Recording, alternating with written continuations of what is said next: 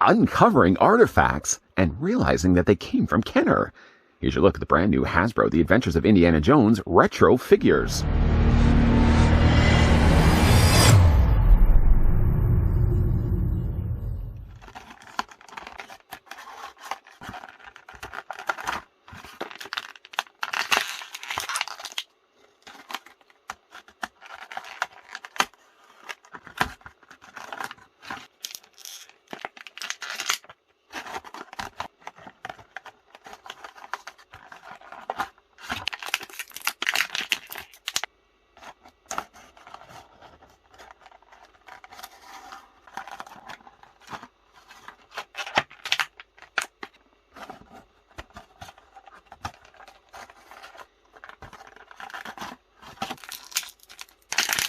Indiana Jones embarks on an adventure to find the lost Ark of the Covenant, facing unsurmountable odds and opposed by notorious villains. Kids and collectors alike can reimagine the heart-stopping action adventures of Indiana Jones with these figures from the Indiana Jones Retro Collection. With exquisite features and decoration, this series unearths the quality and realism that Indiana Jones devotees love. Talk about Indiana Jones and the vintage collection. These are all actually based on the original Kenner line of figures released way back in the 80s. Hasbro has unearthed these, so to speak, and have re-released them, even in vintage packaging.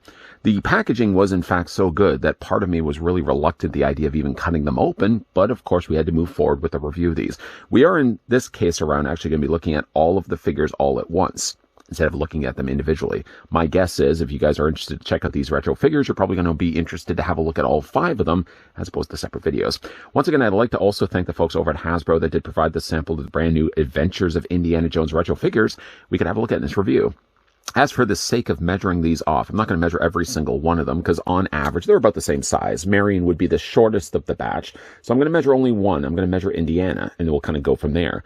Indiana Jones in this case, I would say, is about 3 3/4 of an inch tall, or the figure, and across the board, they're about, I would say, 9 centimeters in height. As you'll see as well, each of the figures come included with their own designated accessories. We're going to start things first, obviously, with Indiana himself, picking up Indiana Jones right now. One thing I will say, unfortunately, is while the figure does come included with accessories, the plastic that they have used for their hands, for example, make things really difficult when it comes to them actually holding things. Their hands look less like hands and actually look more like lobster claws. And with those lobster claws, Indiana Jones comes included with a tiny little gun. Molded here, all you can see in black plastic. The gun not only does holster in his claw hand, and it holds pretty good. In fact, it actually holds a lot better than it does the whip. Or there's one other neat place that they actually can have the gun stored. He has a little holster on the side of his leg.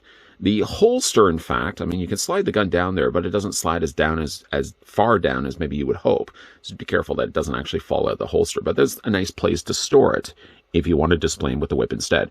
Here's the thing, though, about the whip. The whip, let's just go and pick it up right now, consists of sort of a funnel piece of plastic, and then from there connected as a string. The funnel, for what all intents and purpose would be, would allow you to actually attach the whip into his hand.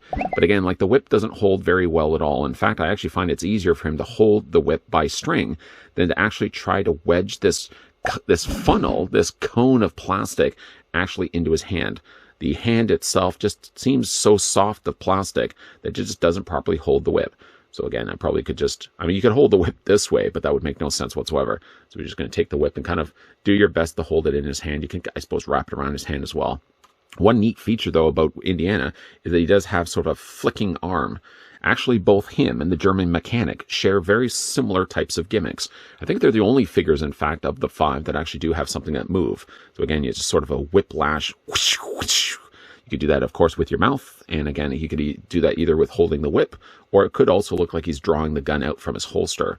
I thought initially it may have been paired up with the leg, where he'd be squeezing the legs together. And the only thing I actually did notice with Indiana is that his legs are a little on the looser side. This leg more so on this side than this side right here. You can sort of see the way it's all constructed. Kind of, again, makes you think that you'd be able to squeeze the legs together and operate the feature of having the arm swinging forward. But again, it's just sort of flicking the arm back and forth. Getting a closer look at Indiana Jones's head. You know, again, for what it is, we have to approach this line, obviously, with certain rose-colored glasses. If you're expecting us to bear a likeness to Indiana Jones, you might be a little on the more disappointed side, but the original vintage figures cross the board as well. Even if you were to go back and look at another Harrison Ford toy line with Star Wars, did the original Han Solo look at all like Han Solo? Yeah, I don't think so either. The fedora is not removable. It's part of his head. You can see, again, like the sculpting. Paint, at least, is really good on this. It does very much evoke the original toy line. I may have even had the original Indiana Jones back in the day. You can see as well, it's been printed here on the back. Does it actually have a date? It does not have a date from when well, it says 2023. Right away, a telltale sign that you're not buying this thing online with the expectation that you can be getting a vintage figure. Articulation on Indiana Jones is that his head rotates back and forth. It's a little on the more tighter side. You can take this arm and rotate it all the way around. This arm is still able to do that, but while you are rotating it, you're only going to be whipping the arm back in place. The legs do move forward and back. Figure does have a single hinge on the knee only, and that's it. I mean, I guess you could technically move the legs out also as well. Indiana Jones also does have pegals on the undersides of his feet, and of the 5 figures, honestly, Indiana Jones might be the hardest one to stand. He always seems to kind of, wobble a little bit. On to then Totes. Toad itself, actually, he's, again, a really nice retro design character. The big bad guy, I suppose, of the movie itself. He does actually have a really cool feature, is the fact that he does have removable trench coat. If you prefer to have the trench coat off of Totes, simply just it's softer plastic, so you just slide it off his torso and you just can discard it. Or you can take out that sectional, what looked almost to be like nunchuck, which he ended up turning into a little hanger. I thought that was kind of fun. And he could hang up his jacket that way. Like in the movie, though, he does have, again, a little scarred, burnt-in section. You can actually see that. There we go. You see there's a little burnt-in section burnt into the palm of his hand.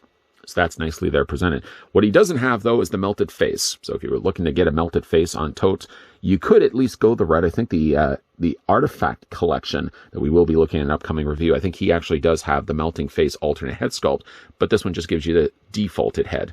No, again, removable fedora, but he's wearing, again, a full long jacket, full suit jacket, all done nicely in a shiny black plastic. They've painted, again, a little handkerchief. They've painted the tie, and all in all, just a nice looking figure. Now, he does also come included with a pistol as well. His pistol is a little bit different than Indy's. His pistol also, unfortunately, has a warped barrel. I'm going to see if I can maybe heat that up in hot water. This one actually does work better, I think, to attach the pistol, the gun, on this side, and overlooking the fact that, yeah, the nozzle, the end barrel is a little on the more bent side. That's probably the best place to store it on Totes. A little harder, though, of course, when you start putting the jacket on. It's only going to ultimately knock the gun out of his hand. But again, the articulation on this guy is exactly the same as Indiana Jones. The only thing he does benefit from is the fact that at least this arm doesn't have a working gimmick, so you can easily just rotate both arms all the way around, although this one's a little bit more hung up. Legs, again, move back and forth. They have, again, like that very smaller boxed area for the lower part of their torso. Again, makes for a very square-looking butt also as well. The figure also, by the way that they've articulated him, looks like he's actually wearing a thong. Sorry, I had to draw your attention to that. The figure does have, again, swivel legs back and forth. You can, again, move them out slightly, and there's also hinges in both his knees. And there's Totes. Onto a figure, again, that has a gimmick. Just moving on over here to the German mechanic. The German mechanic kind of looks a little bit, to me, like Gun-Ho from G.I. Joe. His gimmick, like Indiana Jones, is it actually does have an arm that whips back and forth. Again, you just put pressure against the arm, not tied at all to an actual gimmick in his legs, so you can't squeeze his legs together, and it's going to be doing that. But again, you're just going to be pushing the arm down, and it's going to be swinging forward the arm. The figure also comes included with a tiny little wrench. Of course he does. The wrench does fit into his hand, although the wrench, let's just take that off for right now. The wrench is a very soft plastic, so just be careful of that. Guys does fit into, again, his hands, and again, like, then you've got the German mechanic with something to hold in his hand as he's battling Indiana. Head sculpt, again, for what it is, does, I feel, look like maybe a little heavier set Gun-Ho. Again, he's very boxy in the torso, very boxy on the lower waist also as well. And again, all the articulation short of maybe, again, this arm retains the same. So again, you can move the arm back and forth this way. You can rotate the head. Legs go up back and forth, and again, you got the well, not double bend in each of the knees. You got a single bend times 2 in each of the knees. There's the German mechanic. On to then Marion, let me just get him to stand here. On to then Marion Ravenwood. Marion Ravenwood actually comes included with one accessory, not one necessarily that she actually holds. Let's just put her down here for 1 second. But she does come included with the little capuchin. Is that a capuchin monkey? Of course, the little pet of the monkey man, trained to follow around Indiana and Marion. Monkey for what it is, for its size, of course. They actually did take the time to paint in the tiny little vests that the monkey has. It certainly looks less like a monkey, I think. It looks a little bit more like a sea monkey. Anybody ever remember talking about dating ourselves? Anybody remember picking up a sea monkey from like a clipping in the back of a comic book? Let me know down below in the comments section. Congratulations, you're also old like me. It's all molded here just in straight brown plastic with, again, a little bit of paint that they've afforded here for the actual vest. Vest is painted all the way around on the backside there, even with a little bit of a little dangling doily there on the bottom of it. It's not really a doily. What's the name of it? A tassel. It doesn't fit anywhere into Marion's hands. I suppose you could probably bring Marion's arms outward and probably just sort of, well, again, like there's not enough space for her to accommodate holding the monkey. So again, you sort of just have to have the monkey next to her.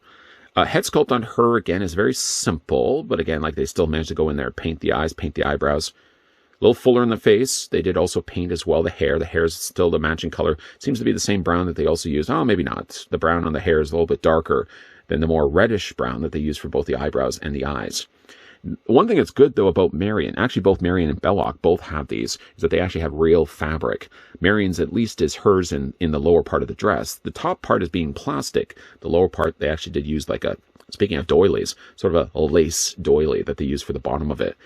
I couldn't help but notice that the color isn't quite right for the sleeves here. Might maybe the case also when it became the original toy as well, that the side sleeves aren't the same white really as the front of her dress. But that's okay. Articulation here on Ravenwood, Marion Ravenwood. Her head rotates back and forth, arms rotate back and forth this way. And if you were to get underneath the dress, careful now, you also would notice that the figure does have, not actually in this case, she doesn't have doesn't have hinges in her knees necessarily, but she does have still articulation. Look at the tiny little feet that she has. Luckily, she does have peg holes, but again, like none of these figures come include pegs or peg stands. Then for the final figure, if I can get Marion to stand here, she again is, while Indiana Jones moves, because his leg is a little on the more looser side, he has a harder time to stand, but Marion has a tough time to stand simply just because she's got small feet. On to then finally, Belloc. Belloc, again, like Marion, does actually have a fabric, well, not dress in this case, but sort of a cloak that he wears.